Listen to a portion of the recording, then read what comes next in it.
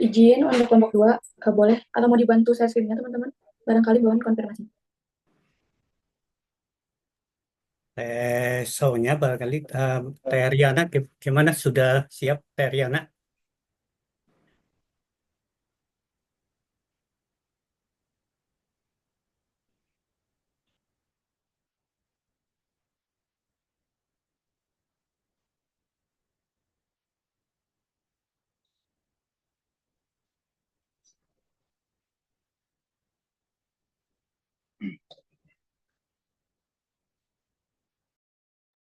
Kang Andri ya?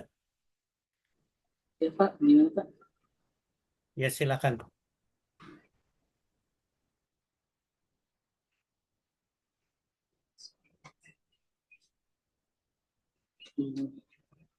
Yang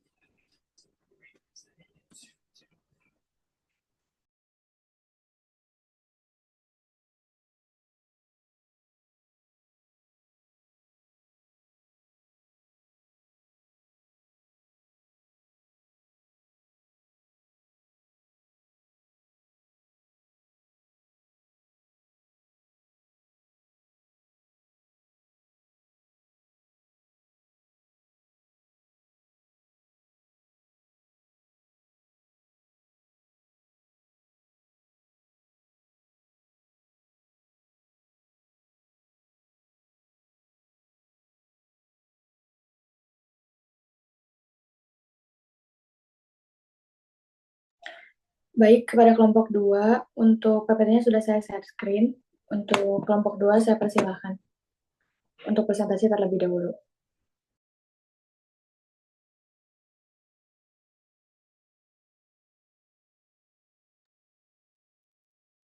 Baik ya, Assalamualaikum warahmatullahi wabarakatuh. Selamat malam Bapak dan Ibu semua.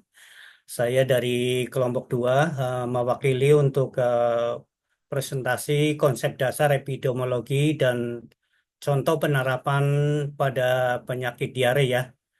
Di sini kelompok 2 itu ada 9 nama. Ada Pak Andri, Ibu Iyot, Ibu Sonia Mariana, Wida, Anissa, Wida Nafi, Hilman, Satiman, saya sendiri, dan Sumanto. Lanjut. Konsep dasar epidemiologi dan contoh penerapan pada penyakit diare ya.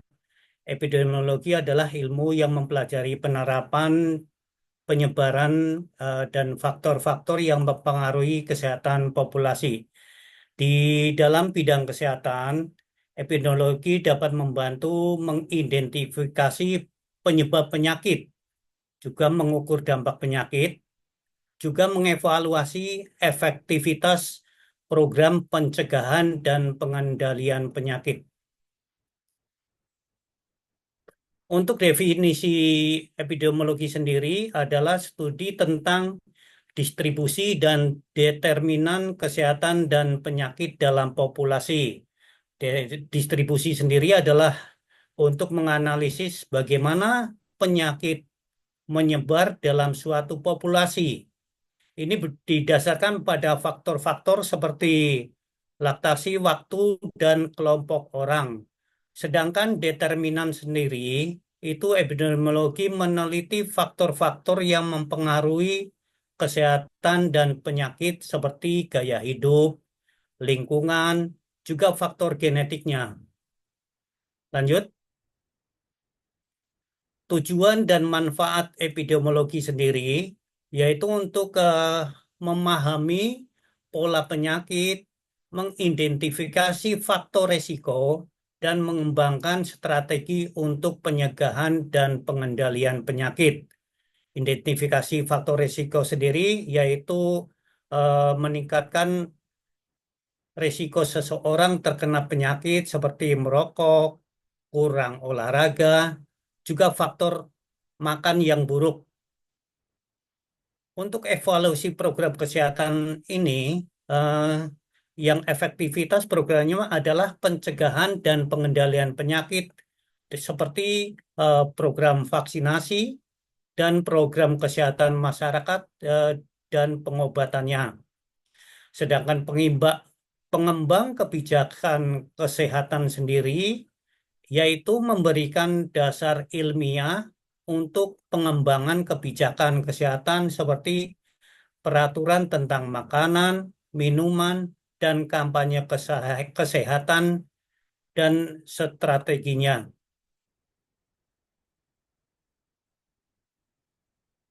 Lanjut, konsep dasar epidemiologi. Jadi konsep dasar epidemiologi itu ada tiga ya menjadi penyebabnya itu. Ada agent, host, dan environment. Model segitiga ini menjelaskan hubungan agen penyakit, host, dan lingkungan. Yaitu agen sendiri itu adalah penyakit penyebab dari bakteri seperti virus, parasit, atau bahan kimia. Sedangkan host sendiri adalah tempat organisme yang terinfeksi oleh agen penyakit seperti manusia, hewan, atau tumbuhan. Untuk environment, lingkungan, ini adalah faktor lingkungan yang dapat mempengaruhi penyebaran penyakit seperti air, udara, tanah, dan kondisi sosial ekonomi.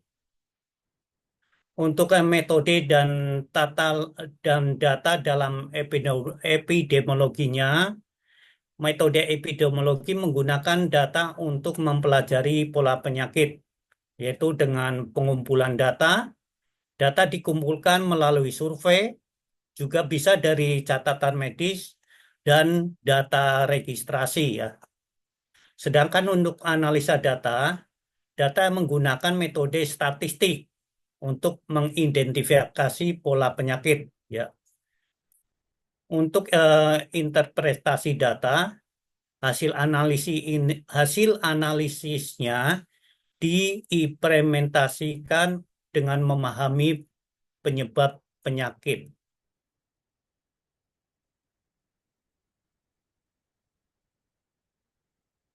Jenis-jenis studi epidemiologi. Ada beberapa jenis studi epidemiologi yang dirancang untuk menjawab pertanyaan tertentu, seperti studi deskriptif, ya. Ini untuk mendeskripsikan pola penyakit dalam populasi. Sedangkan studi analitik ini untuk meneliti hubungan antara faktor resiko dan penyakit. Sedangkan untuk studi eksperimental ini untuk menguji efektivitas intervensi kesehatan.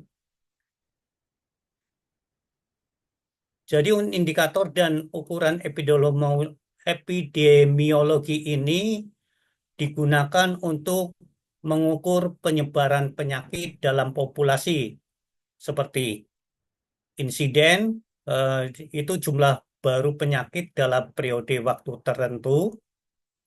Sedangkan prevalensi, jumlah total kasus penyakit dalam periode waktu tertentu, juga mortalitas, itu jumlah kematian ya, akibat penyakit dalam waktu periode tertentu. Kita masuk ke faktor risiko penyakit diare. Penyakit diare disebabkan oleh berbagai faktor ya, termasuk di sini ada virus, bakteri, dan parasit. Itu bisa dari air minum yang tercemar. Air minum yang tercemar oleh bakteri, virus, atau parasit dapat menyebabkan diare pastinya. Sedangkan untuk makanan yang terkontaminasi, itu biasanya makanan yang tidak dimasak dengan benar ya. Biasanya ada yang masih setengah matang atau memang betul-betul hanya melayukan saja. Itu terkontaminasi juga oleh bakteri, virus, atau parasit. Kebersihan tangan yang buruk. Ini kebiasaan higien dari personal juga harus berpengaruh sekali ya. Tidak mencuci tangan dengan benar setelah menggunakan toilet dari kamar mandi biasanya. Itu harusnya itu menggunakan cuci tangan menggunakan sabun ya, tidak hanya dengan air biasa. Keadaan kesehatan yang buruk. Jadi orang dengan sistem kekebalan tubuh yang lemah biasanya akan rentan terkena diare. Lanjut. Baik, ini causal web dari penyakit diare ya. Eh, Tadi sebenarnya sudah dijelaskan ini hanya saling kait-mengait antara faktor dengan yang lainnya ya. Ini berkaitan dengan gizi yang buruk, kurang gizi, juga lingkungan tidak sehat dan sanitasi yang jelek. Ini jadi eh, dari bisa dari mikroorganisme patogen ya. Mikroorganisme patogen itu bisa dari air, tanah, juga eh, hama ya, seperti lalat, juga tangan. Jadi dari kesemua itu bisa masuk ke dalam tubuh kita, bisa infeksi dalam usus dan berkembang menjadi hiperekresi air dan kelebihan daripada pas saat buang air besar. Lanjut ke diare ini sendiri, sebenarnya definisinya itu meningkatnya buang air besar yang meningkat dan hilangnya cairan elektrolit yang berlebih sehingga terjadi gangguan keseimbangan elektrolit yang bisa menyebabkan dehidrasi. Itu untuk causal web penyakit diare. Lanjut.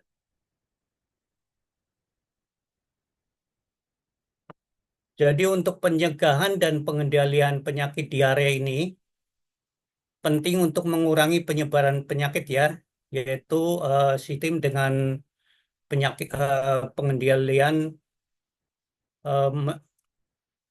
diare dengan mencuci tangan dengan air sabun, dengan air yang mengalir ya tentunya. Ini akan lebih efektif. Meminum air yang aman, artinya air yang telah direbus atau sudah difilter sehingga terhindar dari kuman. Mencuci makanan, jadi biasanya mencuci buah dan sayuran dengan air bersih sebelum makan. Memasak, masak, memasak makanan dengan benar. Artinya ini makanan dimasak sampai matang untuk membunuh bakterinya. Lanjut. Nah, ini sebenarnya ini contoh dari eh, penerapan epidemiologi dari kasus ya. Ini ada penyebaran di dalam kelompok kasus tertentu. Ini menunjukkan peta lokasi kasus diare untuk membantu mengidentifikasi dan grafik menunjukkan tren insiden diare selama waktu tertentu. Ada yang dari yang kecil, grafiknya menuju ke yang lebih besar, yang lebih banyak kasusnya. Lanjut.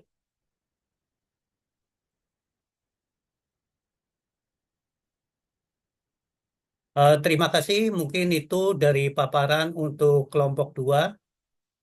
Saya kembalikan lagi kepada PJ.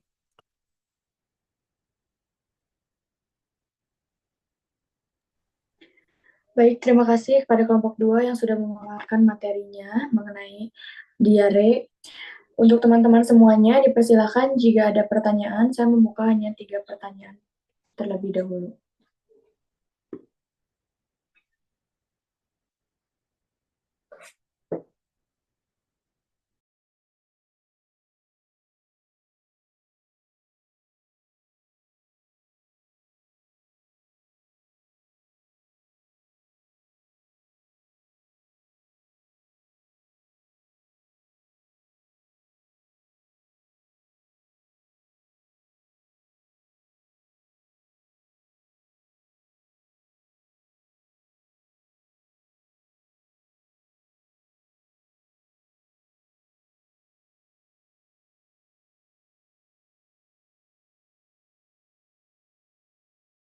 Ya, mungkin sudah jelas semua Teh Mila.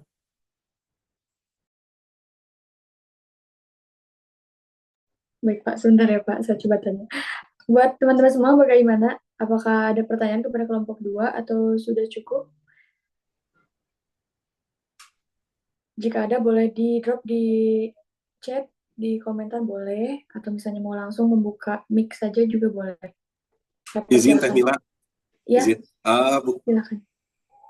Sedikit menanggapi ya terkait tadi apa paparan.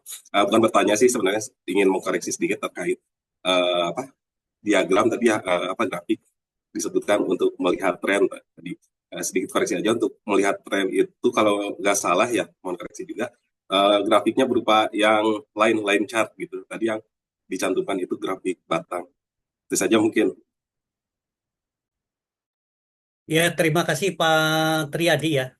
Memang untuk melihat tren graf- grafiknya itu baiknya itu berbentuk ini ya, seperti garis ya. Jadi akan terlihat ini naik turunnya. Kalau batang ini menandakan satu persatu ya. Terima Siap Pak kasih Satiman. koreksinya Pak Triadi. Siap Pak.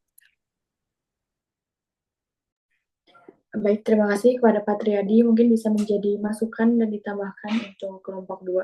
Untuk yang lainnya bagaimana? Apakah ada yang mau memberikan masukan kembali atau mungkin ada pertanyaan untuk kelompok 2? Saya persilahkan.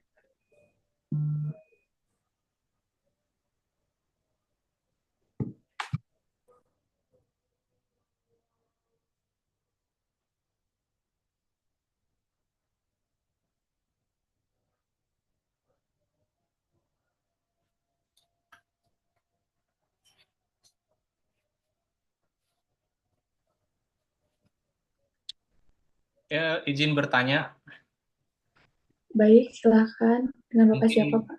mungkin eh, lebih Silahkan ke Pak Sinar. pengalaman ya dengan sinar. Nah, ini kan seperti diare masih sering terjadi. Kemudian ada apa? Beberapa terapi yang dikasih. Nah, ini kalau kita lihat pada pemberian terapi itu mungkin orang ada yang setelah minum satu dua kali sudah sembuh. Nah, ini ada juga yang berhari-hari nggak sembuh. Nah, ini apa ya yang menjadi penyebabnya? Apakah daya tubuh daya tahan tubuh seseorang atau memang obatnya yang istilahnya berbeda-beda terhadap tubuh manusia? Mungkin itu saja pertanyaan dari saya. Ya, Pak Sinar ya, kalau melihat dari pengobatan yang dilakukan, kalau bakteri itu biasanya itu dalam 3 hari dengan obat itu ada reaksi ya. Eh, jadi biasanya akan terjadi penyembuhan secara berangsur-angsur. Namun biasanya ini ada beberapa hal yang mendominan ya. Biasanya itu karena faktor psikologis ya, bisa terjadi itu. Karena kebiasaan dan juga daya tahan tubuh yang lemah itu sangat mempengaruhi. Namun kalau dari sisi bakteri itu akan reaksi kalau sesuai dengan obat yang diberikan itu Pak Sinar. Mungkin dari saya itu. Kalau ada yang lain mau ditambahkan silahkan dari kelompok 2. Selamat malam, izin menambahkan ya Pak. Sebenarnya kalau misalnya diare itu kan sebenarnya kan banyak penyebabnya. Mungkin kita telusuri dulu kalau misalnya ketemu pasien atau orang yang dengan diare, kita tanya dulu konsistensinya seperti apa, apakah ada lendir atau darah, kemudian pokoknya yang mengarah ke penyebab terjadinya infeksi tersebut. Jadi kalau misalnya kita udah tahu, misalnya penyebabnya, oh ini kayaknya mengarah ke bakteri, mungkin nanti arahnya ke arah antibiotik. Terus mungkin kalau misalnya ini ke arah virus, mungkin tidak usah antibiotik dan lebih ke pemberian terapi secara gejala aja, seperti itu. Terus kemudian benar juga untuk yang disampaikan sama Pak Satiman bahwa semuanya kembali ke imunitas dari tubuh masing-masing dari individu seperti itu. Itu aja. Terima kasih. Oke, terima kasih penjelasannya. Izin menambahkan Pak. Halo. Ya, mungkin selain dari yang tadi ditambahkan, ada juga untuk perilaku hidup bersih dan sehatnya si orang itu Pak. Misalkan ketika kita sudah berobat itu sembuh, kemudian besoknya kembali lagi apakah makanannya dicuci dengan benar atau enggak gitu Pak, ataupun piring dan lain-lain masih kotor atau tidak gitu Pak. Jadi bisa juga dari faktor lingkungan juga Pak, atau perilaku hidup bersih dan sehat si orang tersebut Pak. Oke, seperti itu.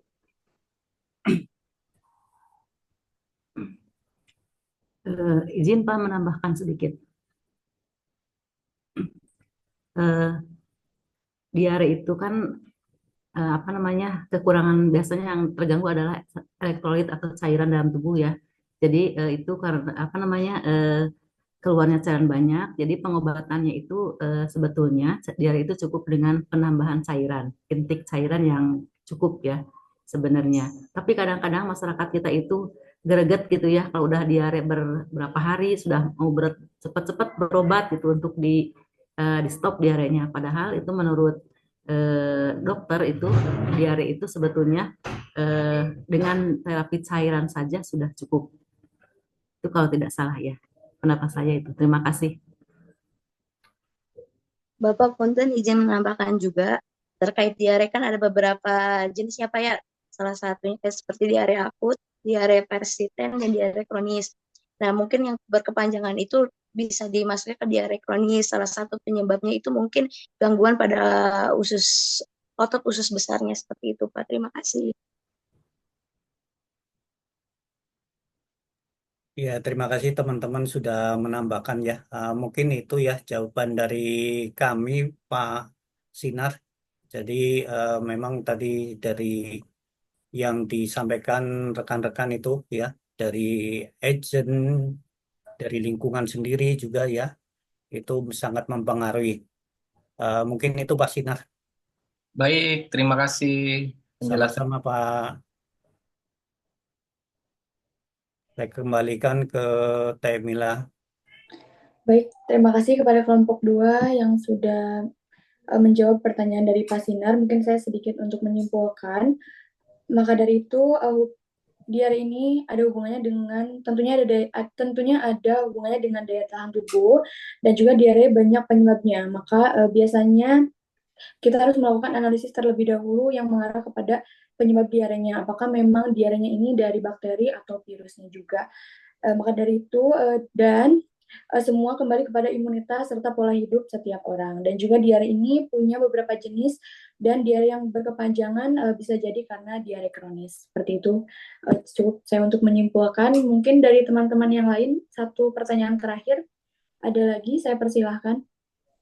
Baik, izin bertanya. Silakan Bapak Abraham. Sebelumnya, mohon maaf Bapak Ibu, saya off cam karena jaringan di Timika Papua lagi nggak stabil. Menanggapi apa yang telah dipaparkan oleh Pak Satiman, pertanyaan saya itu terkait pengobatan herbal, karena yang saya dengar pengobatan herbal khususnya daun jambu biji dan juga buah salak atau dragon fruit dapat mengatasi atau mencegah penyakit diare. Kira-kira itu tergolong dalam suatu fakta atau mitos ya? Terima kasih.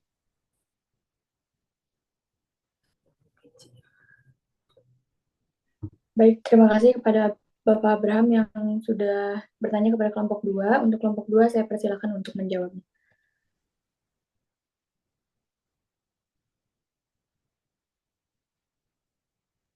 Ya Pak Bram ya, kalau melihat dari seringnya kita melihat masyarakat menggunakan daun jambu biji untuk pengobatan, memang ternyata ini fakta ya, bahwa ternyata jambu biji itu dapat membunuh seperti Staphylococcus aureus ya.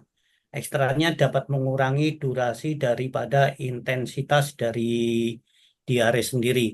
Namun saya belum tahu ini kandungannya seperti apa untuk daun jambu biji ini. Karena memang saya belum dapat referensi yang mendukung untuk jawaban yang Pak Bram sampaikan ini.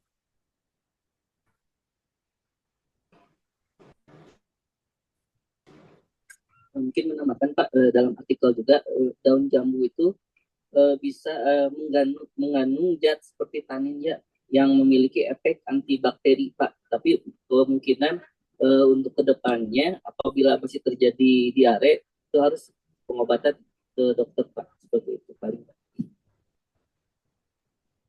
Bapak izin menambahkan yang satunya tadi terkait salak ya Pak.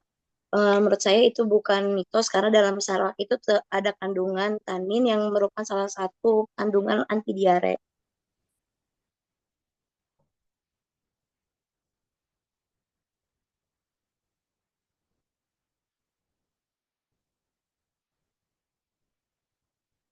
Ya, Temila, mungkin memang benar yang dikatakan teman-teman bahwa faktanya memang itu dapat membuktikan bahwa jambu biji dan salak itu dapat untuk menghentikan eh, diare secara bertahap. Mungkin itu Temila.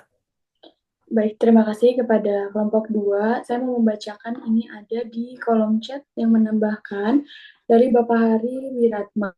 Kalau dari saya, kata Bapak Hari, kembali lagi ke kesadaran diri sebagai pasien, karena diare itu sangat jelas banyak terjadi karena pola hidup yang tidak sehat, baik dari pola cuci tangan, kebiasaan makan yang buruk, dan lain-lain. Itu dari Bapak Hari di chat ya. Terima kasih kelompok 2 yang sudah menjawab pertanyaan dari Bapak Bram. Bapak Bram bagaimana? Apakah mau menanggapi atau sudah cukup? Saya persilahkan kembali. Baik, terima kasih Ibu Mila. Kalau dari saya sudah sangat jelas ya. Ternyata pengobatan herbal seperti pengonsumsian daun jambu biji dan juga buah salak itu termasuk dalam suatu fakta ya. Baik, terima kasih juga Pak Satiman, Pak Andri, dan Ibu Salsa atas jawabannya. Saya kembalikan kepada Ibu Mila. Baik, terima kasih kepada yang sudah bertanya dan kepada kelompok 2 yang sudah memaparkan presentasinya dan menjawab beberapa pertanyaan dari teman-teman yang begitu luar biasa juga tanggapan dari kelompok 2. Mungkin karena sudah 3 pertanyaan dan sudah ada yang menanggapi juga, mungkin tadi udah ada yang menambahkan untuk chartnya mungkin bisa dipertimbangkan untuk kelompok 2. Mungkin dari saya sebagai moderator, saya kembalikan kepada Ibu Dian. Ya, oke, terima kasih Teh Mila dan teman-teman semua yang di kelompok 2 ya sudah mempresentasikan berkaitan dengan konsep dasar terjadinya suatu penyakit dan ini diaplikasikan ke penyakit diare ya. Saya akan coba untuk membahas konsep dasar penyakitnya ya. Oh iya, teman-teman mohon mengingatkan ya untuk apa untuk absen di Sinau di e-learningnya ya, kan itu tinggal klik aja. Kemudian saya mau menanggapi dulu sebentar berkaitan dengan absensi ya, kenapa ada double-double gitu. Oke, saya akan jelaskan sedikit kenapa kita harus ada backupan data. Nah, teman-teman berkaitan dengan absensi ya. Sebentar.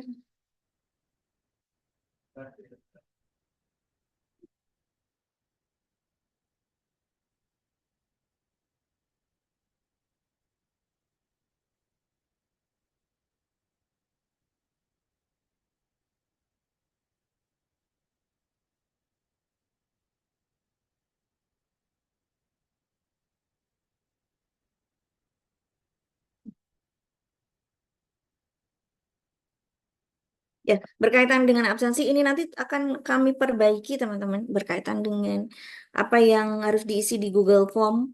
Kayaknya ada yang kurang. Gini, uh,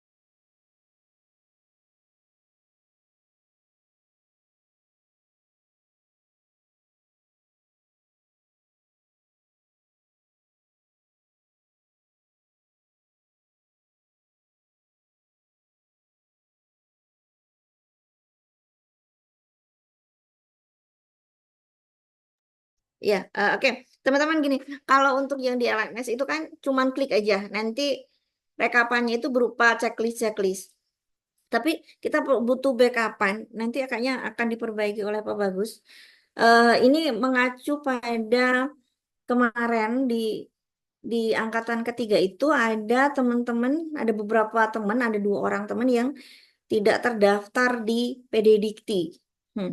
Tidak terdaftar di PD Dikti ini karena tidak mengupload dokumen-dokumen yang diminta, sehingga pada saat penguploadan itu tidak, karena tidak lengkap, jadi tidak tergenerate gitu di PD Dikti, pangkalan data Dikti. Jadi teman-teman semua untuk yang mahasiswa itu harus ada di pangkalan PD Dikti, nanti bisa dicek. Nah, ini kita untuk kelengkapannya bisa dari minggu kedua perkuliahan untuk sampai ke pelaporan ke PD Dikti. Nah, dulu itu pernah ada 2 mahasiswa yang tidak ada. Kemudian kita pengen buka, ini dari segi pengelola ya, sebelum ke materi dulu. Dari segi pengelola, kita minta buka untuk dibuka periode untuk kelengkapan data mahasiswa. Nah, kita sudah sampai LL Dikti, dan LL Dikti itu harus detail banget. Kita di dekanat didatangi oleh LL Dikti untuk meminta bahwa ini benar-benar mahasiswa dengan dibuktikan dari kehadiran, bukti kehadiran, checklist benar-benar ini dia mengikuti perkuliahan, foto-foto. Nah, dan satu lagi, kalau seandainya kita sampai nego, kalau seandainya tatap mukanya masih, perkuliahannya belum tatap muka, boleh buktinya apa? Buktinya adalah screenshot teman-teman pada saat perkuliahan. Nah, jadi nanti tolong diganti dengan namanya ya, diganti dengan nama masing-masing ya. Jadi kalau nanti ada teman-teman yang tidak terdaftar di PD Dikti, kan screenshot tuh. Jadi nanti di absensi saya minta perbaiki oleh Mas Bagus, ada bukti screenshot bahwa ini ada nama teman-teman yang ikut perkuliahan. Kemarin kita sampai nego, saya sama Pak Bagus di LRT untuk dibuka periode itu sampai menunjukkan bukti teman-teman benar kuliah gitu ya. Jadi tidak hanya ini nama terus nanti tiba-tiba lulus gitu. Kita nggak bisa seperti itu. Tapi benar-benar buktikan bahwa teman-teman itu, oh Pak Fernando, oke. Nanti ya Pak kita confirm lagi ya berkaitan dengan PD Dikti. Karena ini kan kita masih pengelolaan dulu, masih pendaftaran terkait dengan mahasiswa baru. Nah ini nanti kita akan coba informasikan. Jadi kenapa teman-teman mungkin ada yang semoga nggak keberatan. Jadi kalau di LMS itu kan tinggal klik, nanti cuma checklist aja. Tapi kalau di Google Form itu kita sebagai backupan data, terus nanti kita tambahin satu file lagi, screenshot teman-teman nanti masuk ke Google Form. Ya, oke. Mungkin itu ya, teman-teman, sekedar informasi saja. Kita di absen ya, kita tetap, jadi di Google Form dan di di Sinau ya, di e-learning. Jadi tetap 2. Nah, takutnya nanti kalau kita kan nggak ngerti ya, takutnya nanti ada teman-teman yang tidak bisa terdaftar gitu ya. Jadi kita ada bukti sampai ya di LMS dan di Gform nanti akan kita perbaiki, harus ada bukti screenshot teman-teman, screenshot ada nama dan ada. Jadi kalau mau screenshot teman-teman buktinya on cam sebentar gitu ya. Nanti di foto, di screenshot, disimpan. Jadi kalau nanti sewaktu-waktu pun kita butuh biasanya kalau ada kesalahan seperti itu kita akan hubungi langsung ke mahasiswanya.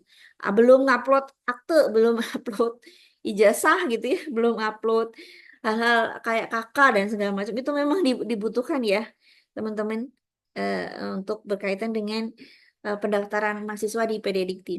Nanti kita akan confirm dengan bagian IT dan bagian kemahasiswaan yang Pak Anwar kemarin. Oke, itu sekedar informasi sedikit. Kita lanjut ke materi. Ini sudah terlihatkah slide saya, teman-teman semua? Sudah, Bu. Sudah, Sudah, Bu. Bu. Sudah, Bu. Oke. Ya, jadi intinya kita absen di 2 tempat dulu ya biar aman. Oke, sip. Ya, oke. Teman-teman, ini berkaitan dengan konsep dasar terjadinya suatu penyakit. Ya. Jadi penyakit adalah kegagalan dari mekanisme adaptasi suatu organisme ya terhadap rangsangan atau tekanan sehingga timbul gangguan pada fungsi dan struktur bagian organ atau sistem dari tubuh ya sehingga terganggu proses dan perjalanannya. Oke. Sehingga dalam kondisi yang tidak normal itu untuk yang penyakit. Oke, pasti akan ada untuk terjadinya suatu penyakit akan dipengaruhi oleh tadi sistem imun. Nah, bagaimana imun kita berperan dalam penyakit ini sekilas saja. Nanti untuk yang imun itu detail banget ya, bagaimana peran sistem imun nanti akan ada immunity ataupun adaptive immunity, yaitu imun yang spesifik dan non spesifik dan spesifik. Akan ada berbagai macam hal-hal yang akan menjadi barier kita dalam membentengi atau mencegah masuknya atau berkembang biaknya bibit penyakit yang masuk tadi ke dalam tubuh sehingga kalau daya tahan tubuh kita bagus mulai dari imun non spesifik ini nanti akan berperan. Contohnya begitu ada Bacillus mycobacterium nanti akan sel fagosit ini akan mengeliminasi ya mengeliminasi dari mycobacterium yang sudah masuk ya sehingga kalau daya tahan tubuh bagus kita tidak akan terkena walaupun sudah terinfeksi. Nah, karena angka penularan TB kita contoh yang TB yang nggak mudah ya. Ini 5 sampai dengan 10%. Artinya orang yang terinfeksi hanya 5 sampai dengan 10% yang akan menjadi TB aktif. Sisanya dia bisa tidak berkembang biak, bisa mengeliminasi sistem imun kita atau menjadi TB yang laten. Ya, basilnya ada tapi dorman, tidak berkembang biak. Pada saat nanti daya tahan tubuh kita turun, dia akan berkembang biak sehingga nanti bisa menjadi di kemudian hari bisa menjadi TB yang aktif. Ya, jadi ada beberapa peran dari sistem imun ini yang mencegah terjadinya suatu penyakit. Nah, ini contoh-contoh aja. Oke, kita akan coba ke konsep penyebab penyakit.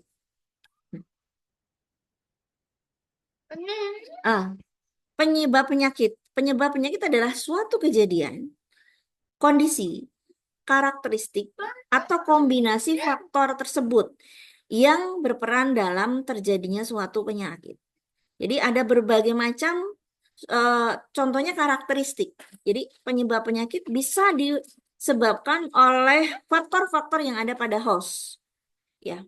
Host atau manusia. Bisa karena usia, bisa karena jenis kelamin, ya. Mungkin bisa nanti karena pekerjaan kita yang nanti bisa mengakibatkan terjadinya suatu penyakit. Ya, karena paparan polutan, kemudian paparan radiasi, ini juga bisa menyebabkan terjadinya suatu penyakit atau suatu kondisi, ya.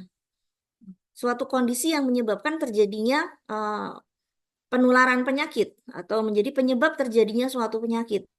Contohnya kita ada di kondisi di mana di dalam rumah ada yang menderita TB, berarti di situ kita sebagai kontak erat. Di situ juga akan menjadi faktor penyebab terjadinya suatu penyakit. Atau bahkan bisa juga penyakit. Penyakit itu sebagai faktor resiko untuk terjadinya penyakit yang lebih berat lagi. Contohnya, pada hipertensi, dia kan penyakit, tapi bisa menjadi penyebab penyakit yang lainnya. Contohnya dari hipertensi, dia akan menjadi stroke. Nah, dari hipertensi akan menjadi penyakit jantung koroner, ya, dan segala macamnya. Sehingga penyakit hipertensi itu sebagai faktor resiko atau penyebab terjadinya suatu penyakit. Ya, teman-teman, eh ini logika kita. Sebab harus mendahului akibat. Ya. Tanpa itu tidak akan terjadi suatu penyakit atau mungkin tidak akan terjadi penyakit tersebut di kemudian hari. Kalau kita kaitkan, kalau saya lebih suka kaitkan dengan penelitian epidemiologi ya. Nah, di pernyataan epidemiologi ada sebab, ada akibat. Kalau sebab itu sebagai variabel independen. Ya, nanti ini nyambung dengan yang ke belakang contoh. Kalau akibat sebagai variabel dependen, yaitu bisa masalah kesehatan atau bisa juga penyakit. Kalau dalam epidemiologi lebih banyak dibahas berkaitan dengan penyakit. Kalau kita mau mempelajari tentang penyakit jantung koroner tadi, dia berarti sebagai variabel akibat atau dependen. Apa sebabnya? Kita seseorang terkena PJK, penyakit jantung koroner, itu nanti sebagai variabel independen. Nah, ini sebagai catatan dulu. Kita akan bahas selanjutnya dulu. Terjadinya suatu penyakit, menurut konsep dasar terjadinya suatu penyakit, ya ada kausa utamanya. Ya, ini kausa utama. Contohnya adalah ada agent. Kalau penyakit menular berarti dia living agent atau bibit penyakit yang hidup, bakteri, virus, protozoa, metazoa, gitu ya, rickettsia, itu kan agent yang hidup. Kalau pada penyakit tidak menular, non-living agent. Jadi kalau agent itu, nah ini, agent itu bisa golongan biologi tadi yang living agent, bisa juga dari nutrisi, karbohidrat, lemak, gitu ya, kolesterol, HDL, LDL, polusi, itu masuk dalam agent.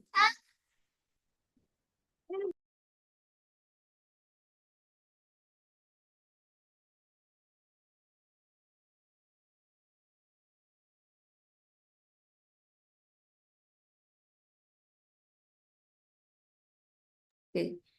Polusi, radiasi, ya suhu, paparan suhu, kelembapan, temperatur, suhu, ketinggian, dan segala macam ini menjadi suatu agent.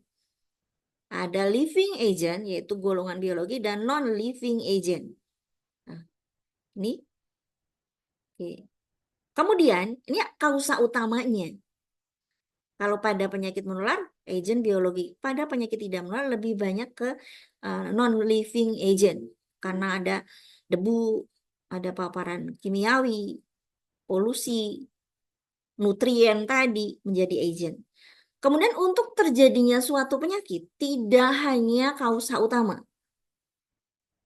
Diperlukan faktor-faktor determinan terjadinya suatu penyakit. Tadi, orang yang terinfeksi TB tidak langsung, terinfeksi itu masuknya bibit penyakit ke dalam tubuh ya, tidak langsung terkena sakit, tidak langsung menjadi TB aktif. Dipengaruhi faktor-faktor yang ada pada host dan yang ada pada environment. Ya. Yang ada pada host apa saja? Ada pada host, ada umur. Ya, umur pasti akan menjadi faktor resiko. Contohnya bayi, balita, anak-anak lebih banyak ke penyakit infeksi. Kalau pada lansia, ya lebih banyak nanti pada penyakit degeneratif, penyakit tidak menular. Pekerjaan tadi, kekebalan, ya adanya adanya riwayat penyakit di dalam keluarga, ini menjadi faktor yang ada pada host. Kalau yang lingkungan, ada lingkungan fisik, air, udara, tanah, iklim, dan segala macam. Sebagai faktor yang nanti menjadi tempat reservoir, yaitu kalau pada penyakit menular ya. Reservoir adalah tempat hidup, tumbuh, dan berkembang biak bibit penyakit untuk sementara waktu. Contoh, Mycobacterium tuberculosis bisa di udara sampai menemukan pejamu yang baru. E. coli dia bisa pada air sampai nanti menemukan host yang baru sampai terjadilah penularan penyakit diare. Ya. Nah, ini atau adanya serangga, adanya mikroorganisme, ya, kemudian adanya tempat perindukan untuk nyamuk. Ini adalah faktor-faktor yang ada pada lingkungan. Jadi kalau di sini terjadinya suatu penyakit, ini penyakit itu akibat ya, disebabkan oleh berbagai macam faktor risiko, baik kausa utama ataupun faktor-faktor determinan, baik dari host, dari environment tadi. Pada penyakit non-infeksi atau penyakit tidak menular, tidak ada satu faktor pun yang dapat mengakibatkan penyakit secara sendiri. DM, apa sih penyebabnya? Apakah dari keturunan saja? Belum tentu. Ya, memang dia akan memiliki faktor resiko yang lebih untuk terjadinya, contohnya keluarganya ada DM, dia akan memiliki resiko yang lebih terkena DM. Ditambah dengan nanti pola hidupnya, lifestyle-nya, pola makannya, usianya, gitu ya. Faktor-faktor itu nanti saling berinteraksi untuk menyebabkan terjadinya suatu penyakit. Oke. Di konsep dasar terjadinya penyakit ini ada 3 teori, teman-teman. Ya. Ada namanya segitiga epidemiologi, ada jaring-jaring sebab akibat, dan ada model roda. Nah, di kita akan bahas satu persatu.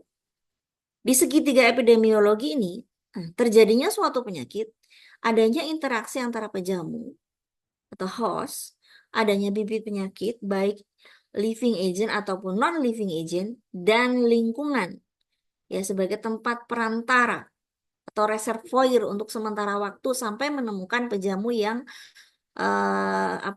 yang rentan, susceptible host atau potensial host yang akan terjadi yang bisa menularkan. Nah, ini. Model yang kedua adalah jaring-jaring sebab akibat atau the web of causation. Terjadinya suatu penyakit tidak hanya dipengaruhi oleh satu faktor yaitu agent saja, tapi melainkan sebagai akibat dari serangkaian proses sebab akibat. Kita akan coba, teman-teman. Ini. Ya. Nah, ini nanti kalau teman-teman mau melakukan suatu penelitian, harus hafal di sini dulu. Ini sebagai, ya, jadi konsep dasar terjadinya terjadinya suatu penyakit ini, kalau kita mau mempelajari tentang penyakit, cari yang seperti ini dulu. Kita dari sini bisa menentukan, kalau kita mau meneliti, apa yang menjadi sebab, apa yang menjadi akibat. Contoh kita mau ke myocardial infarction. Ini sebagai akibat. Akibat berarti sebagai, jadi apa? Akibat sebagai variabel dependent. Nah, akibatnya ini contohnya ini dulu ya. Myocard infarction. Kalau kita mau meneliti myocard infarction sebagai variabel dependent, ini akibatnya. Apa sih penyebab terjadinya myocard infarction? Ini banyak banget. Ini serangkaian proses sebab akibat. Kalau kita mau meneliti nggak mungkin semuanya. Ya, kemungkinan bisa aja. Atau mampu. Ya, kita mampu melaksanakan atau meneliti itu. Kalau kita mau lebih detail bagaimana sampai terjadinya myocard infarction dari faktor semuanya, dari faktor hereditas, adanya keturunan, adanya riwayat dalam keluarga, pola makan, tinggi lemak, tinggi kolesterol, tinggi kalori, tinggi garam, ini nanti bisa menyebabkan obesitas. Obesitas bisa menyebabkan hiperlipidemia. Tingginya makan pola makan tadi, ini juga bisa menyebabkan hipertensi. Bisa juga menyebabkan DM. Ya, kemudian obesity juga bisa menyebabkan DM, hiperlipid, hipertensi. Emotional stress juga bisa menyebabkan hipertensi. Cigarette smoking ini juga bisa menyebabkan berbagai macam faktor yang nanti mengarah ke myocard infarction. Nah, ini adalah serangkaian proses sebab akibat. Jadi kalau kita mau meneliti tentang hipertensi, apa? Hipertensi berarti ini variabel tadi penyebab penyakit bisa penyakit suatu kondisi atau karakteristik. Kita mau pakai yang hipertensi sebagai akibat, berarti sebagai variabel dependen. Jadi apa sih variabel independen nanti yang akan kita teliti? Berarti cari dari sini. Ya, oke, teman-teman sudah mulai. Oh, nanti saya mau meneliti ini gitu kan? Sudah mulai kayaknya ya. Nah, nanti tolong cari yang ini causal web-nya, sehingga kita bisa mengetahui faktor apa yang nanti akan kita teliti. Faktor resiko, hipertensi contohnya. Dari apa sih? Dari obesitas bisa nggak? Bisa. Emosional stres bisa nggak? Bisa. Tinggal nanti kita cari kaitannya. Kenapa obesitas menyebabkan hipertensi? Itu nanti kita cari di buku, di jurnal, dan segala macam. Atau merokok bisa menyebabkan terjadinya hipertensi. Bagaimana? Nah, kita minimal tentukan dulu. Dari sini kita bisa menentukan penyebab terjadinya hipertensi. Mungkin kita tidak semua dilakukan penelitian kita ambil. Kayaknya kita meneliti berkaitan dengan, contohnya kita biasanya akan dipengaruhi oleh background dari peneliti ya. Contohnya tidak mau dari gizi. Teman-teman S1-nya atau D3-nya dulu gizi. Saya mau ke pola makan. Ya. Pola makan nanti kita bandingkan dengan angka kebutuhan dengan angka kebutuhan ya, dengan angka kecukupan. Bagaimana yang menyebabkan dia hipertensi? Bagaimana angka kecukupan untuk lemak, garam, ini nanti ke hipertensi, atau dari obesitas ke hipertensi, atau dari emosional stres ke hipertensi. Atau kita mau menetapkan penelitian yang kita akan lakukan adalah DM. Nah, kita tidak bisa dari sini. DM apa sih? DM berarti sebagai variabel dependen atau akibat ya. Kita bisa cari sebabnya apa dari causal web ini. Ini pola makan yang tinggi kalori, tinggi kolesterol, tinggi ini juga bisa ke DM. Obesitas bisa ke DM. Personal emosional stres bisa ke DM. Heredity faktor bisa juga ke DM. Ya. Kurangnya olahraga bisa juga ke DM. Kita harus cari seperti ini untuk menentukan variabel apa yang akan kita teliti. Ya teman-teman.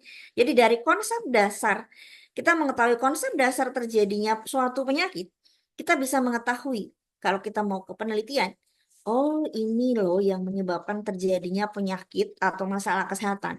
Sehingga saya akan meneliti ini dan ini gitu. Kita akan coba contohkan lain. Contohnya pneumonia. Ya, pneumonia ini sebagai akibat berarti. Apa sebabnya? Nah, kita cari ini, the web of causation untuk kejadian pneumonia. Oh, saya mau ke pengetahuan ibu, boleh. Sosial ekonomi, boleh. Pendidikan ibu, boleh. Karena dia nanti akan mengarah ke pneumonia. Menjadi suatu serangkaian proses sebab akibat. Atau bisa ASI. Dulu diberikan ASI atau tidak sih? Bagaimana BBLR? Ini kan bisa kan? Kita lakukan, kita bisa ambil data itu. Ada kemudahan mengambil data. Itu bisa kita jadikan sebagai variabel ya. Tidak terlalu mahal, mampu kita dengan biaya yang sekian gitu ya. Kalau kita pengen bagus tapi biaya pemeriksaan markernya mahal gitu ya. Kayaknya ya enggak gitu.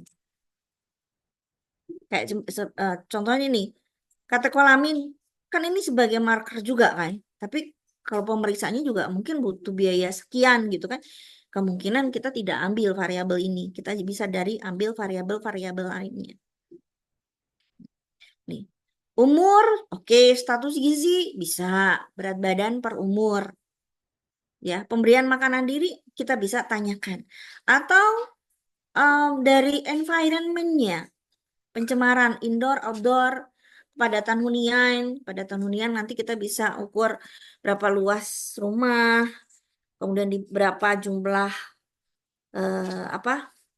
penghuni gitu ya. Itu kan kita bisa melakukan pengukuran itu. Ada kemudahan untuk pengambilan data, kita boleh. Nah, ini kalau dari konsep dasar terjadinya suatu penyakit, kita akan jadikan sebagai suatu penelitian. Oke, contoh lagi. Kalau infeksi, ini TB sebenarnya. Tapi nggak terlalu, saya belum nemu yang detail banget gitu. Ya, ini kita juga bisa ya. Ada faktor lingkungan, nanti bisa menyebabkan terjadinya TB. Bisa nggak kita ngukur ventilasi, ngukur kepadatan tadi, ya ngukur perilaku, bisa. Kemudian lama kontak, atau kalau agak susah lama kontak, paling ke kontak erat. Jadi ada nggak sih penderita TB di dalam rumah sehingga dia tertular penyakit TB? Bagaimana status gizinya? Atau pada orang-orang yang TB dewasa ada nggak sih komorbidnya? TBDM, TB HIV itu kan menjadi komorbid untuk terjadinya penyakit. Atau dari usia, ya jadi jenis kelamin. Nah, ini juga bisa menjadi faktor risiko yang nanti akan kita teliti. Atau seperti ini banyak banget lagi ya. Nanti kita mau yang di mana? Hipertensi. Oh, faktor yang menyebabkan terjadi hipertensi apa? Atau mau yang coronary heart disease atau cerebral vascular disease, ini apa? Nah, atau hipertensi tadi. Ini faktor-faktor yang menyebabkan terjadinya penyakit seperti apa, kita harus tahu rangkaian proses sebab akibat. Atau kita mau yang hiperlipidemia saja, boleh nggak? Boleh, silahkan. Ada kan data, kita memiliki data hasil pemeriksaan, contohnya kita kerja di laboratorium, kan hasil pemeriksaan banyak, atau di rumah sakit. Data trigliserid ada, data HDL, LDL, kolesterol total, semua ada. Ya, kita tinggal ambil data. Ada kemudahan untuk mendapatkan data. Kita tinggal cari faktor resikonya apa saja. Siapa yang akan kita jadikan responden? Bagaimana mengambil data, gitu ya. Oke. Atau ini, the web of causation, ini adalah kanker payudara. Ini jaring-jaring sebab akibat. Mulai dari ada faktor, kalau dalam penyakit tidak menular itu ada faktor resiko yang dapat diubah dan yang tidak dapat diubah. Yang tidak dapat diubah seperti umur, gender, faktor hereditas itu tidak dapat dirubah. Kemudian yang bisa dirubah lifestyle, ini bisa dirubah. Ya, bagaimana pola hidupnya? Nanti kita dari sekian variabel, sekian penyebab terjadinya kanker paru ini, yang kemungkinan bisa kita ambil atau kita jadikan sebagai penelitian apa? Berarti kalau ini yang kita jadikan akibatnya breast cancer, yaitu sebagai variabel dependent. Nah, faktor-faktor yang nanti akan kita teliti sebagai variabel independent. Oke, ada yang mau didiskusikan dulu? Bingung kah? Banyak banget, Bu. Kalau melihat dari variabel-variabel itu saling terkait banget itu. Ya, iya, semua Pak. Mungkin nanti kalau kita mau meneliti PJK, hipertensi, DM, hampir sama faktor resikonya, karena semua akan saling berkaitan. Ya, Iya. contohnya kalau faktor resiko yang dapat diubah, mau hipertensi, mau DM, mau PJK, sama. Ya, contohnya obesitas. Ya, tinggal nanti kita tentukan obesitas sentral atau obesitas pakai IMT gitu. Tapi kalau kayak DM metabolik itu kita lebih baik menggunakan yang obesitas sentral, yaitu lingkar pinggang. Ya, kemudian ada aktivitas fisik. Pasti akan menjadi faktor resiko. Ya, itu dari variabel dari faktor yang dapat diubah. Pola makan, ya, atau angka kecukupan kalori, kecukupan lemak. Nah, itu kemungkinan juga bisa akan sama variabel-variabel yang akan diteliti. Oke, ada yang kita diskusikan lagi? Kebayang nggak? Ya, kebayang, Bu. Ya, kebayang. Intinya gini, di dalam konsep dasar terjadinya suatu epidemiologi, kita bisa mengidentifikasi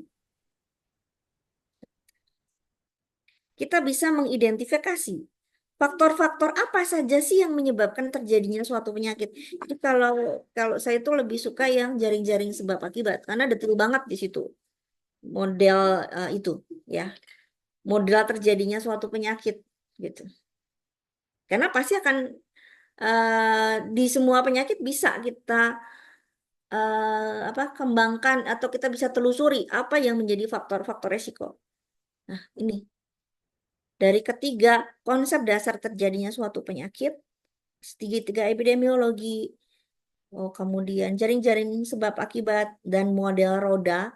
Nah, ini kalau kita mau melakukan suatu penelitian, nah lebih detail ini. Jadi kalau kalian nanti, saya mau ke topiknya ke DM, enggak, cari yang kayak gini. Ya konsep atau the web of causation aja pasti akan ada di web ya. Nah, ini tinggal apa saja yang nanti akan kita lakukan penelitian. Oke. Ini tambahan. Oh, yang ketiga belum belum saya ini. Yang ketiga adalah model roda.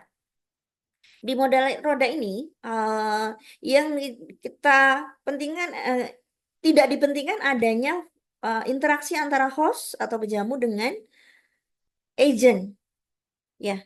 Tapi yang dilihat adalah interaksi antara pejamu dengan inti genetik. Intinya kalau di dalam keluarga kita ada keluarga yang menderita suatu penyakit, apakah kanker, DM, hipertensi, PJK, kita akan memiliki kerentanan yang sama. Kerentanan yang diturunkan dari orang tua ke anak. Ya. Kemudian dipengaruhi juga antara interaksi manusia atau host dengan lingkungan. Baik itu lingkungan biologi, lingkungan sosial, ataupun lingkungan fisik. Ya. Jadi contohnya pejamu dengan lingkungan biologi. Adanya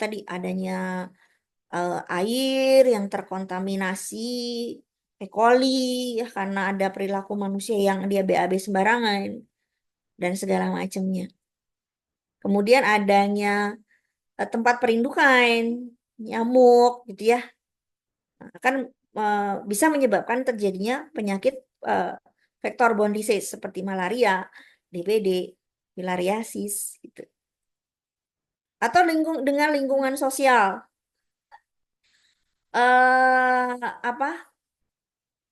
Penyakit tidak menular itu nama lainnya adalah new communicable disease.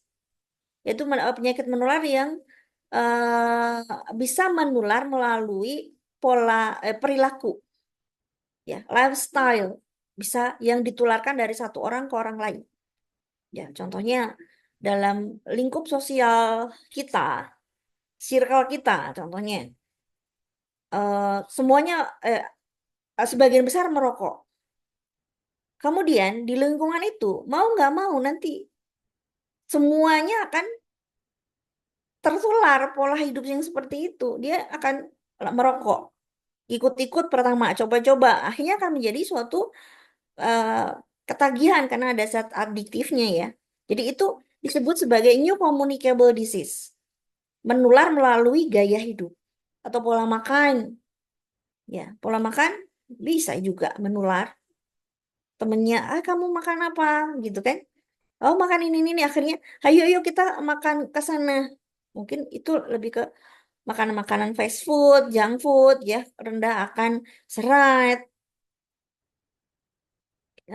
Makanan-makanan yang tinggi kalori dan segala macam. Itu menjadi suatu interaksi antara pejamu dengan lingkungan sosial. Atau adanya adat istiadat.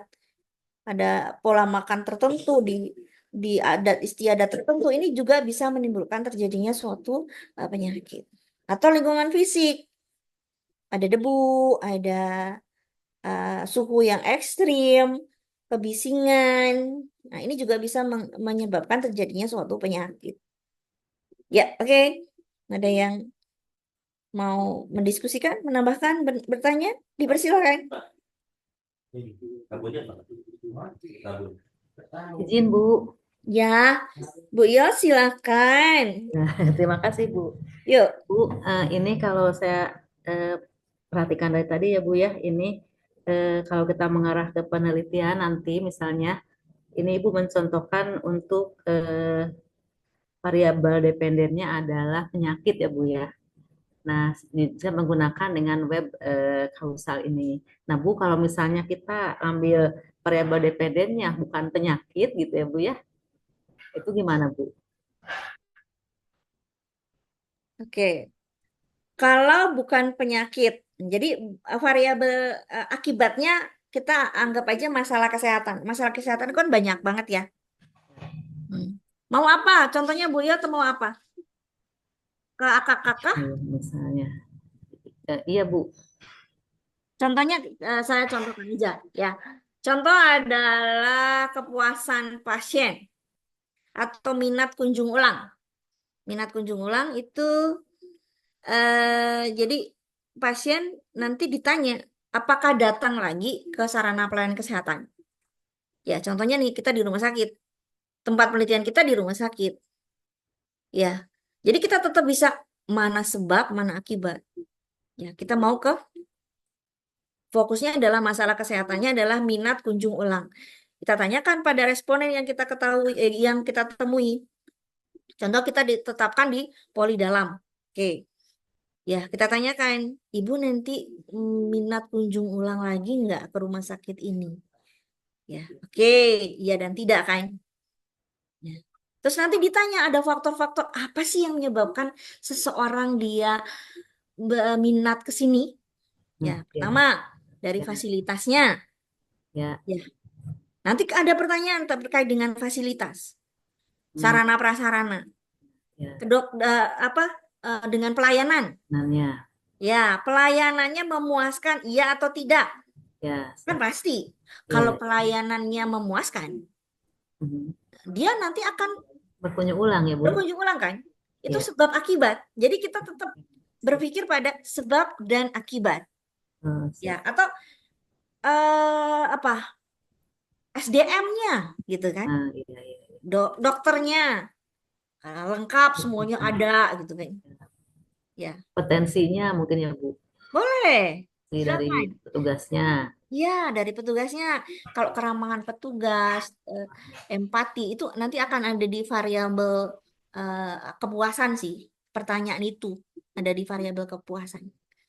Nah, gitu. Ya, tetap berpedoman pada sebab akibat. Gitu. Sama ya Bu, berarti pada dasarnya ya Bu ya. Ya. Cuma Pada dasarnya sama. beda yang jadi subjeknya ya Bu ya. Ya. Penelitiannya itu ya Bu ya. Ya. Contohnya apa lagi? Yuk. Terima kasih Bu. Ya. Apalagi di K3. Di K3 apa ya? K3 ada penyakit akibat kerja, kecelakaan akibat kerja. Penyakit akibat kerja nanti sama kayak EPID. Kan ada tuh penyakit akibat kerja. Ya, PJK, coronary disease, cerebrovascular disease gitu ada. Kan ada kan MCU. Di industri ada nggak MCU? Ada. Setahun berapa kali tuh? Setahun sekali. Setahun sekali. Oke. Ada kan? Kita mau ambil apa nih? Suatu perusahaan industri kan banyak banget tuh pas pekerjanya. Kita mau ambil apa?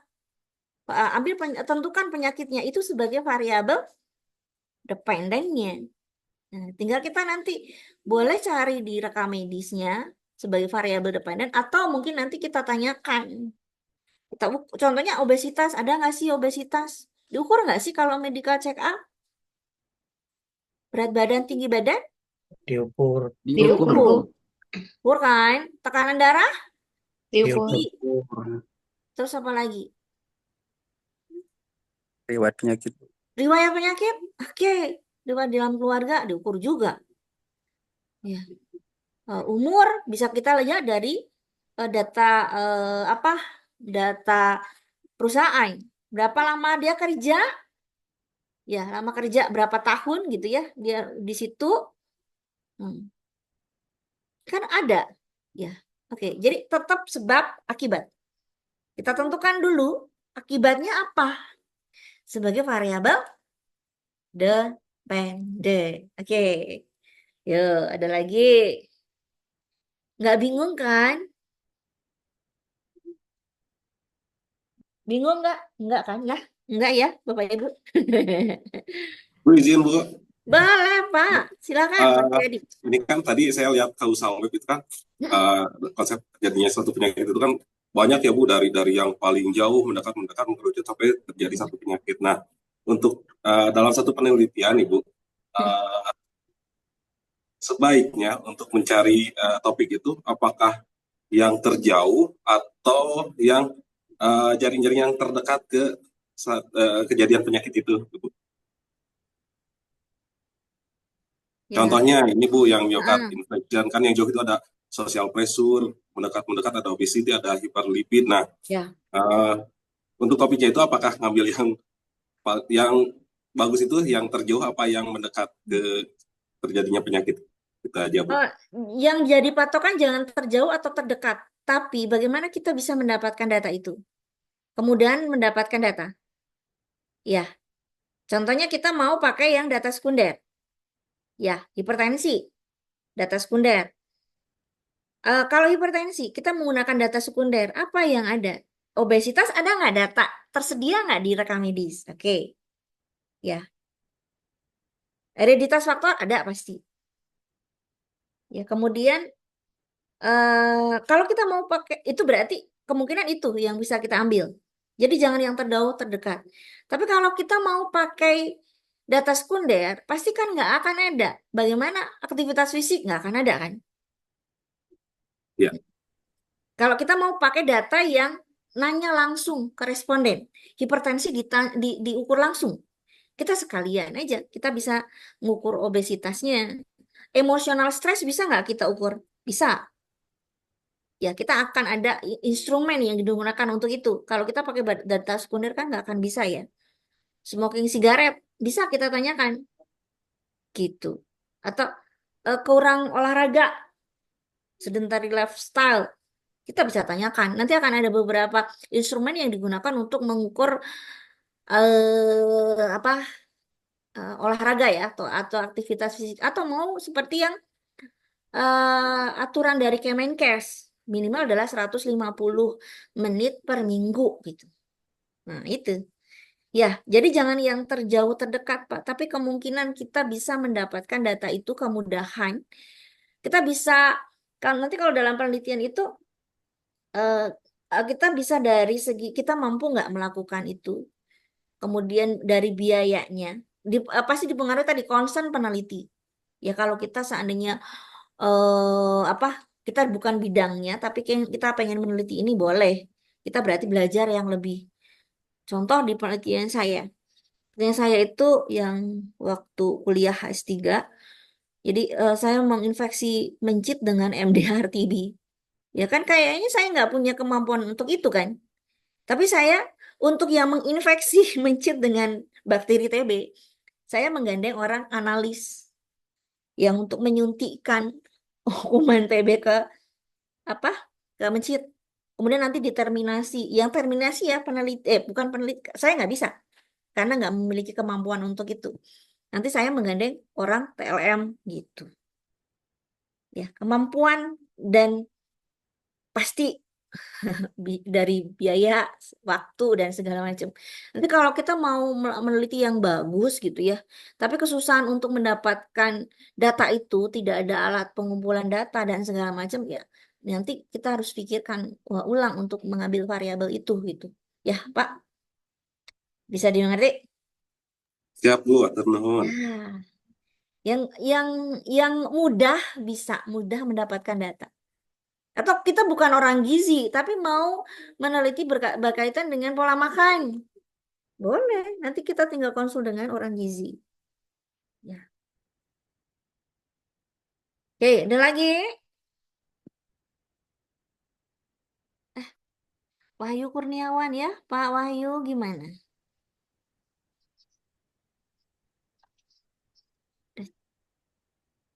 Nggak kedengeran ya?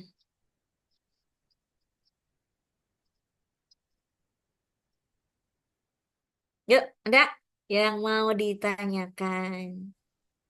Izin Bu, Nah, boleh siapa nih? Wahyu. Ya Pak Wahyu silahkan.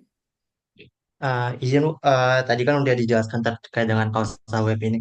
Jadi yang ingin saya tanyakan itu bagaimana sih cara kita mengetahui hubungan antara faktor risiko dan penyakit itu berhubungan sebab akibat atau kausal atau dia hanya suatu kebetulan saja Bu?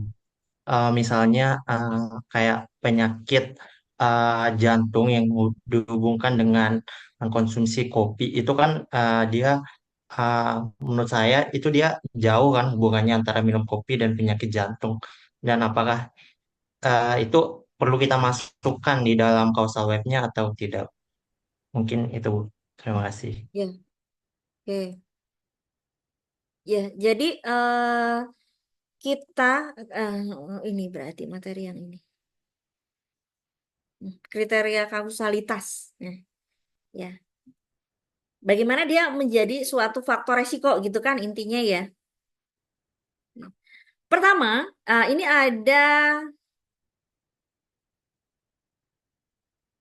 gini, ada namanya kriteria yang plausibility. Ya. Keyakinan akan hubungan kausal antara paparan dan penyakit. Ini penyakit sebagai variabel independen, paparan sebagai variabel dependen. Ini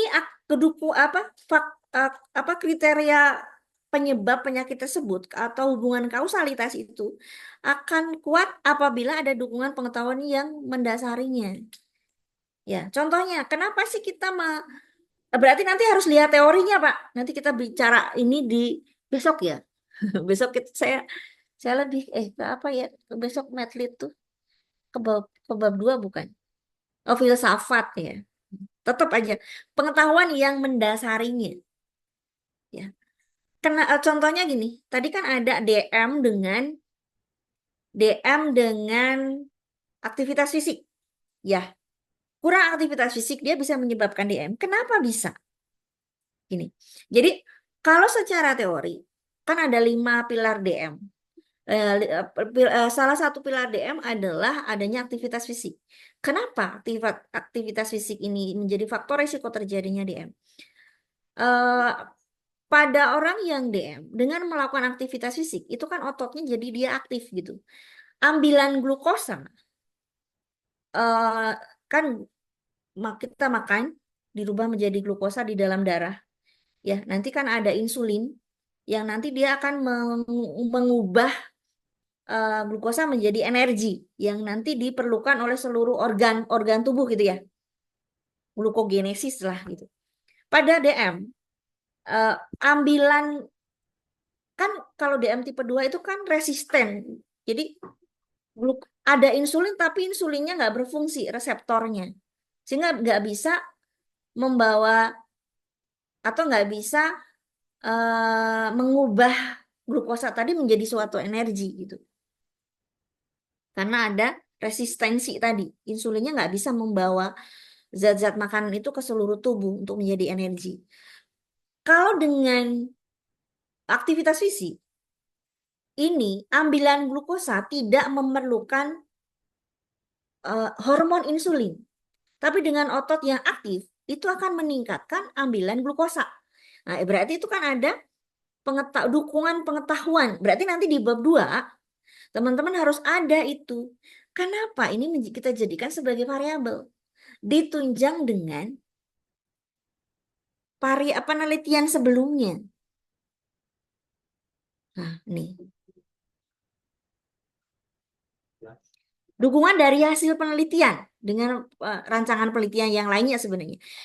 Jadi nanti kalau teman-teman mau melakukan suatu penelitian, dasarnya penelitian ini meneliti ini dengan ini, A dengan B gitu.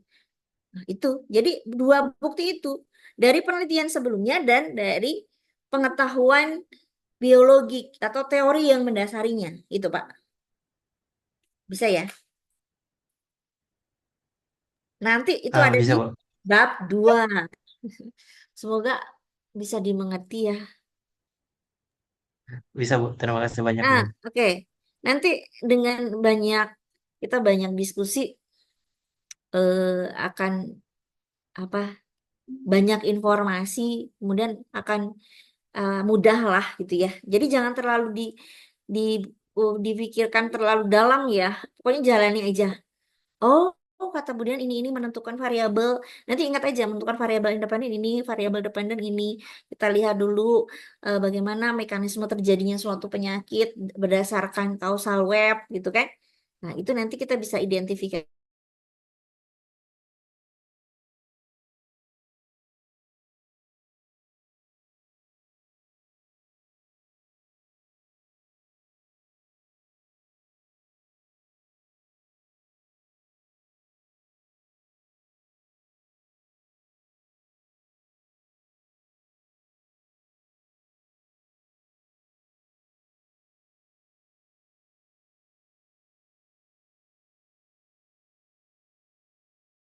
Peranan ya, kita akan memberikan suatu intervensi ya. Contoh penelitian kemarin ya, bimbingannya saya. Pemberian pijat pijat apa ya namanya? Teknik pemijatan pokoknya ya untuk mengurangi nyeri haid gitu. Nyeri haid pada remaja putri. Jadi nanti akan diberikan pijatan pada punggung kalau nggak salah. Pada punggung pada orang yang saat itu sedang haid. Itu kan berarti kalau yang variabel independennya adalah pemijatan tadi akan berpengaruh pada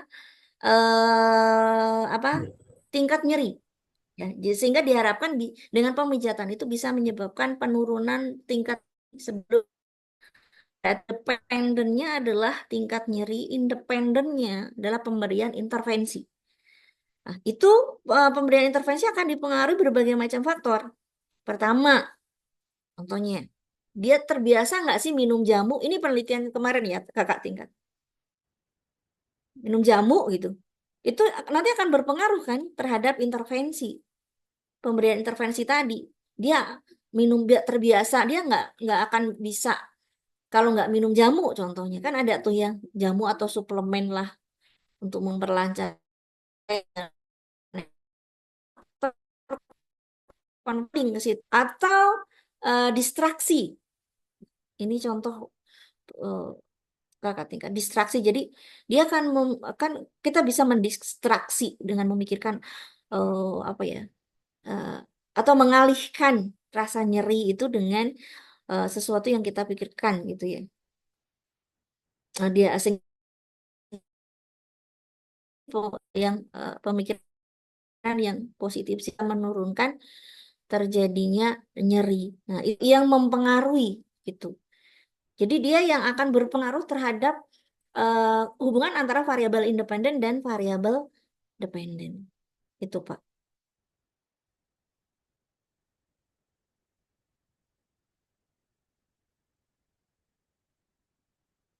Ya, ada lagi? Izin bertanya. Boleh, Pak. Ya, ya, Pak Ariko. Oh, gitu. Terima kasih, Bu. Ibu, saya aja bertanya. Tadi kan untuk di causal web itu kan ada banyak sekali faktor penyebab satu penyakit. Nah, misalnya, kalau saya ingin membuat penelitian terkait memprediksi terkait usia kapan pertama kali seorang pasien mengalami misalnya penyakit diabetes. Yang kita cari berdasarkan misalnya orang ini punya riwayat dari keluarga, lalu pembandingnya dengan orang yang tidak mempunyai riwayat dari keluarga. Nah, jika saya ingin menggunakan dua variabel misalnya, untuk pasien yang punya riwayat itu dia sedentary lifestyle, sama dia tidak sedentary lifestyle, lalu dia punya riwayat merokok, kalau dibandingkan dengan pasien yang memodifikasi gaya hidup, apakah cukup untuk memprediksi itu, Bu? Misalnya kita mencari usia, misalnya hasilnya nanti di endingnya itu kalau dia punya riwayat tapi sedentary lifestyle, usia 40 sudah terkena gejala gitu. Nah, kalau dia modifikasi usia 50 baru punya gejala. Nah, apabila kita pakai hanya 2 variabel dari beberapa causal web tadi, apakah akan valid hasil penelitiannya atau harus lebih dari itu, dari variabel yang kita cari? Mungkin itu pertanyaan saya. Oke. Kalau mau itu kan kayaknya mencari suatu model ya. Model bagaimana sih model untuk terjadinya DM? Ya. Nanti berarti tergantung desainnya, Pak. Ya. Desainnya, desain penelitian. Nanti akan ada case control, cross sectional, dan cohort. Akan ada tiga desain. Sebentar.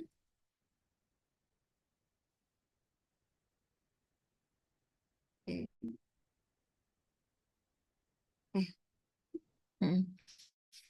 Desain itu ada cross sectional, kemudian ada case control dan cohort.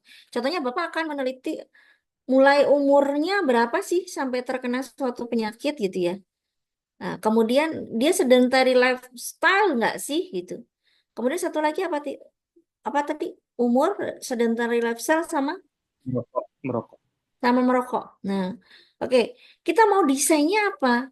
Kalau kita mau dari paparan, contohnya kalau paparannya biasanya satu. Mau dari apa? Sedentary lifestyle dulu atau mau dari yang gampang adalah merokok dan tidak merokok. Ya. Dari kalau kita mau cohort itu dari merokok tidak merokok, nanti kita lihat sampai berapa tahun orang yang merokok dia terkena DM atau terkena hipertensi lah atau PJK. Bersama ya.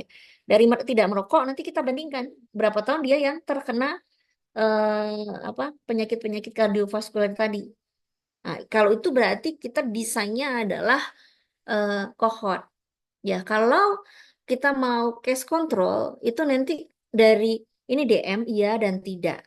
Ya, DM iya dan tidak. Kemudian kita tanya, kita lihat aja umurnya berapa. Sekarang umurnya bukan umur pertama kali DM. Ya, nanti kayaknya kalau yang seperti itu analisisnya lebih detail lagi. Kita harus mengidentifikasi satu persatu.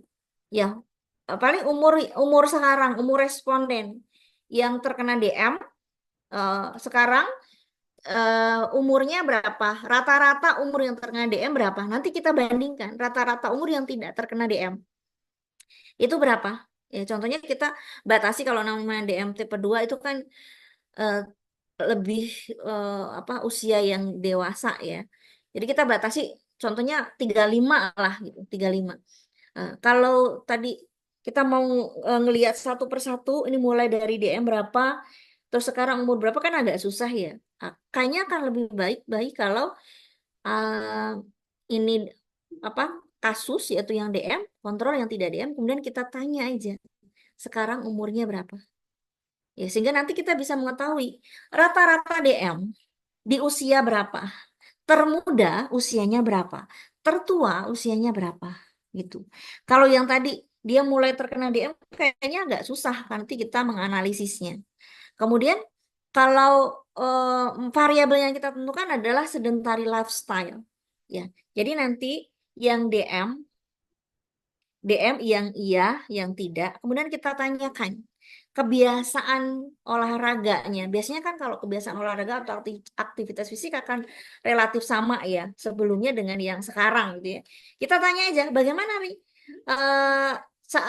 saat ini aktivitas fisiknya masuk dalam kategori kurang cukup baik atau kurang cukup kurang sedang cukup untuk yang kategori kategori untuk aktivitas fisik ya itu nanti kita bisa lihat yang DM aktivitas fisiknya yang kurang itu berapa orang berapa persen.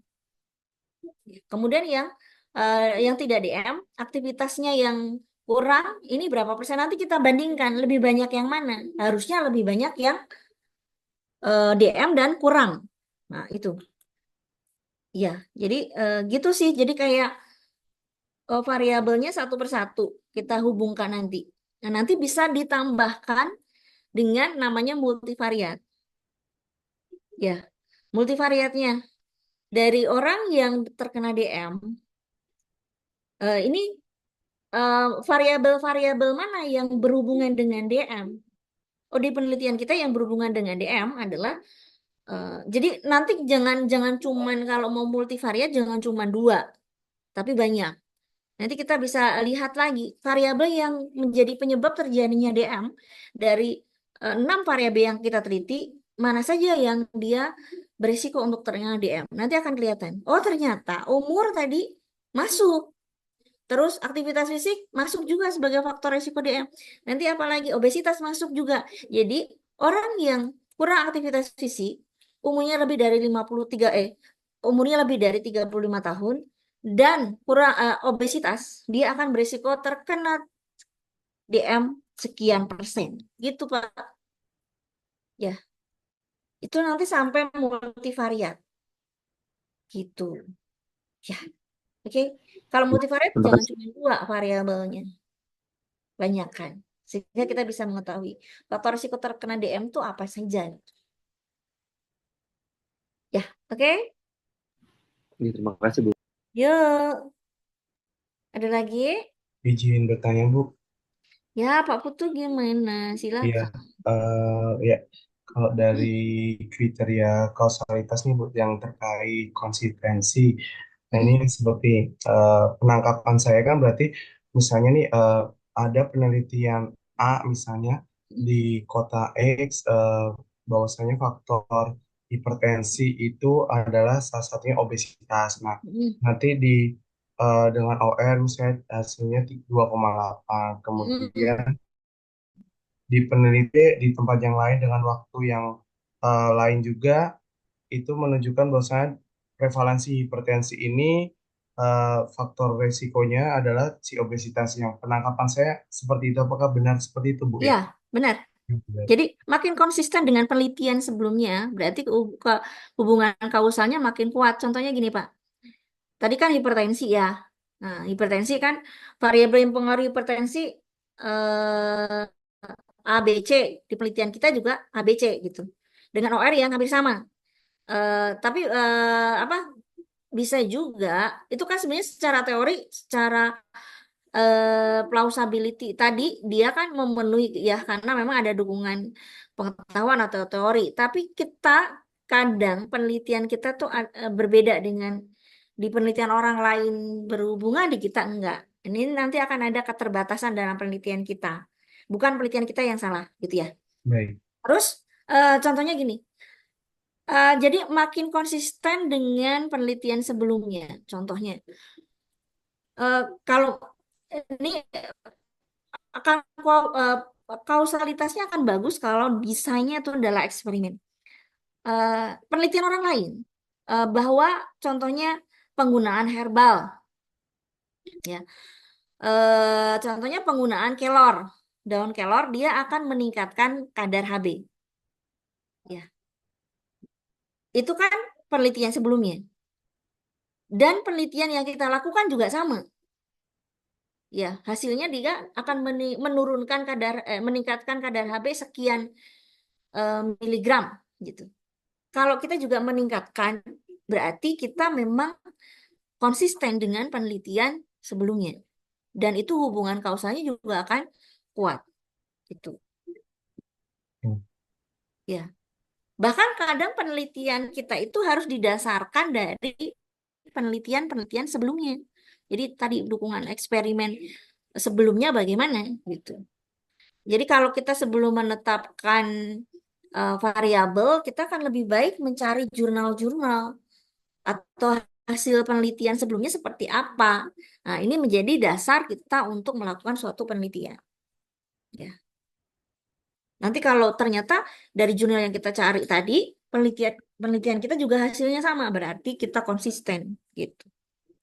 Dan hubungan kausalnya juga makin kuat. Ya, baik. Terima kasih.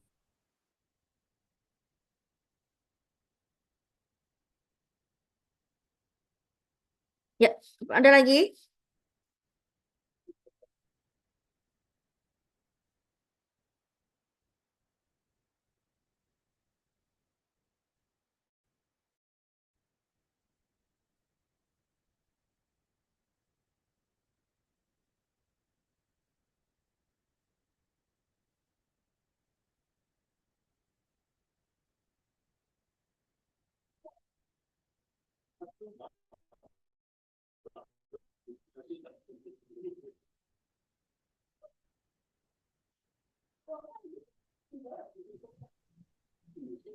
Ya, oke. Cukup ya, Bapak Ibu, teman-teman semua sudah lewat. Mohon maaf untuk yang Indonesia Timur mungkin makin makin makin ya aja untuk pembahasan kita berkaitan dengan model kausal terjadinya suatu penyakit. Kemudian kita kaitkan dengan bagaimana kalau kita melakukan suatu penelitian dari model dasar ini. Sehingga bisa menjadi bekal teman-teman semuanya untuk mengidentifikasi variabel yang nanti teliti ya, baik pada penyakit atau pada masalah kesehatan. Masalah kesehatan itu luas, tidak hanya penyakit sebenarnya. Apapun masalah kesehatan yang ditemukan di suatu pelayanan kesehatan atau di suatu perusahaan, di suatu organisasi, nanti kita bisa identifikasi apa yang menjadi faktor resiko sampai terjadinya masalah-masalah kesehatan tersebut. Sehingga itu yang nanti akan kita lakukan penelitian. Nah, mungkin itu saja teman-teman semuanya. Kita akhiri dan Assalamualaikum warahmatullahi wabarakatuh. Waalaikumsalam Waalaikumsalam warahmatullahi Ya, wabarakatuh. Bu. Terima kasih, Bu. Kasih Bu. Oke. Terima kasih, Bu. Yo, izin live ya. Yuk.